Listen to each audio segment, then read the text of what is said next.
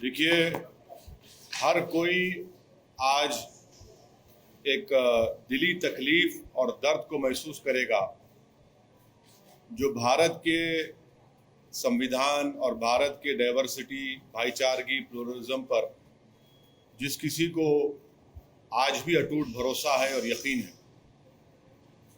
आज का ये फैसला सीबीआई कोर्ट का भारत की अदालत की तारीख का एक काला दिन है।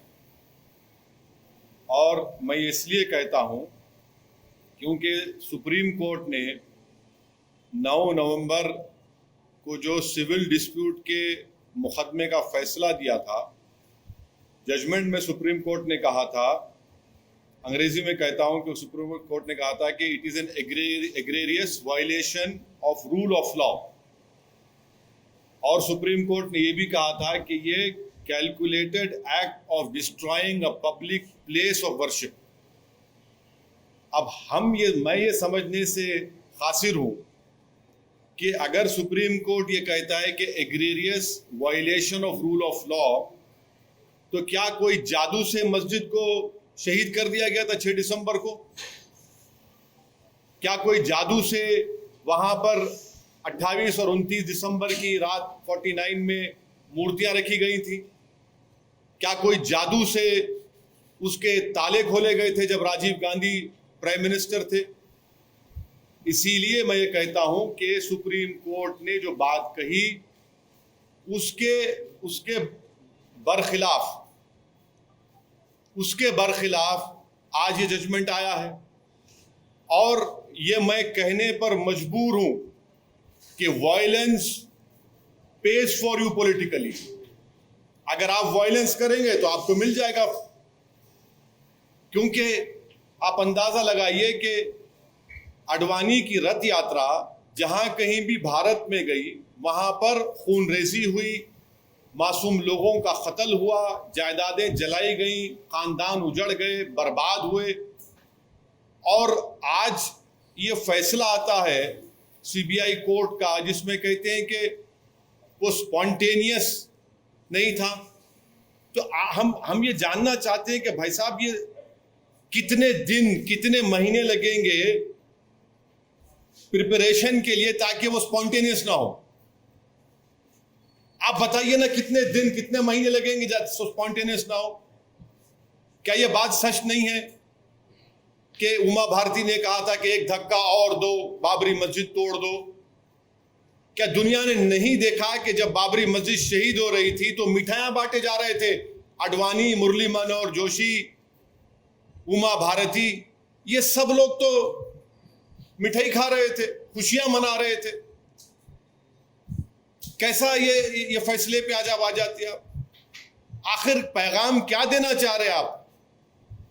पैगाम क्या देना चाह रहे? पैगाम यही मिल रहा है कि वायलेंस पेज, मास वायलेंस पेज। आप अंदाजा लगाइए कि 1950 से अब तक इस मसले में मुसलमानों को इंसाफ नहीं हुआ, और आज ये फैसला आता है 28 साल के बाद। हम आज भी कह रहे हैं, अगर ये मस्जिद नहीं शहीद होती तो क्या 9 नवंबर का सुप्रीम कोर्ट का फैसला आता था? सारी दुनिया ने देखा कि जो लोग मस्साम में खड़े होकर स्पीचेस दे रहे थे, लोगों को उकसा रहे थे, उनकी मौजूदगी में क्या यह बात सच नहीं है कि सीबीआई की चार्जशीट में एक विटनेस ने कहा कि कल्याण सिंह, उस वक्त के चीफ मिनिस्टर, ने कहा कि रोक कंस्ट्रक्शन पर है, डिस्ट्रक्शन पर नहीं है? वो भी आप नहीं मानेंगे उसको? क्या सीबीआई की चार्जशीट में ये नहीं कहा गया था कि 5 दिसंबर की रात अडवाणी ने विनय कटियार के घर में साजिश रचाई? क्या यह बात सच नहीं है कि अडवाणी ने कल्याण सिंह को कहा कि उस वक्त तक आप रिजाइन मत करिए जब तक कि मस्जिद डिमोलिश नहीं हो जाती, ताकि गवर्नमेंट का डिसमिसल ना हो? क्या बीजेपी की सरकार उस वक्त की जाकर सुप्रीम कोर्ट को वादा नहीं किया था कि हम मस्जिद को बचाएंगे?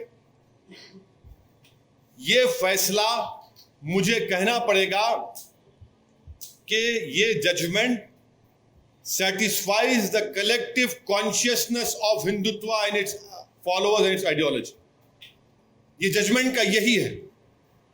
किसने तोड़ा फिर मस्जिद? फिर हम पूछना चाहते हैं, जब 6 दिसंबर 1992 को मस्जिद शहीद हुई थी, उस वक्त मैंने अपने आप को एक हेल्पलेस महसूस किया।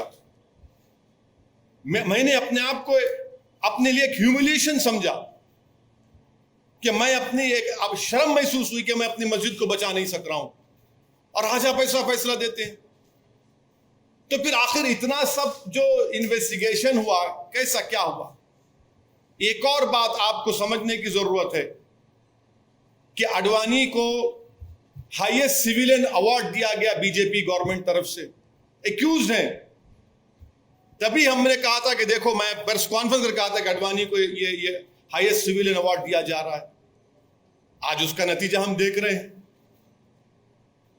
उमा भारती, अच्छा आप एक और आदमी का नाम ले लीजिए, हिंदुस्तान टाइम्स में आया कि भगवान गोयल कोर्ट के बाहर कह रहा है, कोर्ट के बाहर फैसला देने से पहले कोर्ट के बाहर कह रहा है कि हाँ, मैं एडमिट करता हूं कि मैंने डिमोलिशन में हिस्सा लिया। वो बीजेपी में उस वक्त का नॉर्थ इंडिया का शिवसेना का चीफ था। कोर्ट के बाहर कह रहा है और कोर्ट में जाकर कोर्ट बरी कर देता है लोगों को। तो ये मेरे लिए बहैसियत एक भारत के मुसलमान के लिए, जो मैं 6 दिसंबर 1992 को जो मुझे एक ह्यूमिलिएशन और बेबसी जो मैं महसूस किया था, आज मैं वही महसूस कर रहा हूं। इंसाफ नहीं हुआ इस मसले में, इंसाफ नहीं हुआ इस मसले में। जिन लोगों के इशारे पर, जिन लोगों की मौजूदगी में, जिनके तकारीर के जुमलों पर ये वायलेंस, तशद्दुद हुआ, क्रिमिनल एक्ट जिसको सुप्रीम कोर्ट ने कहा, आज वो पूरे के पूरे बरी हो गए। अब मुझे ये नहीं मालूम कि सीबीआई अपनी इंडिपेंडेंस को बरकरार रखने के लिए अपील करेगा या नहीं करेगा, और मुझे यह भी नहीं मालूम कि अगर अपील करेंगे तो कितना टाइम लगेगा अपील की सुनवाई के लिए। मगर अपील करना चाहिए। ये नाइंसाफी पर मबनी है, बिल्कुल नाइंसाफी पर मबनी है। इसको कोई भी सही सोचने वाला भारत का शहरी इसको सवाल करेगा कि भाई ये क्या इंसाफ हो रहा है, क्या ये इंसाफ हुआ? हरगिज इंसाफ नहीं हुआ। सारी दुनिया जानती है, सब जानते हैं कि बीजेपी, आरएसएस, विश्व हिंदू परिषद, शिवसेना, इन तमाम की मौजूदगी में और साथ ही साथ कांग्रेस पार्टी, इसकी जड़ कांग्रेस पार्टी है। इनकी हुकूमत में मूर्तियां रखी गई, इन्हीं की हुकूमत में राजीव गांधी ने ताले खुलवाए, शिलान्यास किया। इन्हीं की हुकूमत थी कांग्रेस की जब मस्जिद शहीद हुई, और आज ये फैसला आता है। इसीलिए मैं मानता हूं कि ये हमारी भारत की अदालत की तारीख का एक काला दिन है।